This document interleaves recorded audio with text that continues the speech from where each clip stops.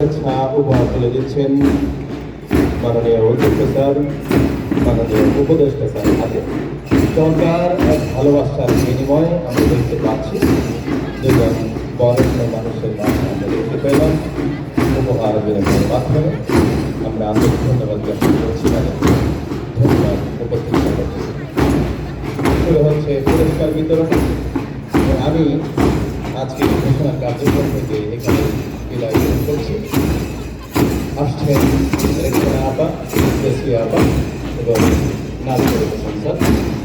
উপস্থিত সকল মানুষের ধন্যবাদ জ্ঞাপন করে এবং সকলের জন্য শুভকামনা জানি। দোয়া আছে আমার জন্য। আমি আল্লাহ অসংখ্য ধন্যবাদ স্যারকে আর এই সুন্দর উপস্থাপনার জন্য।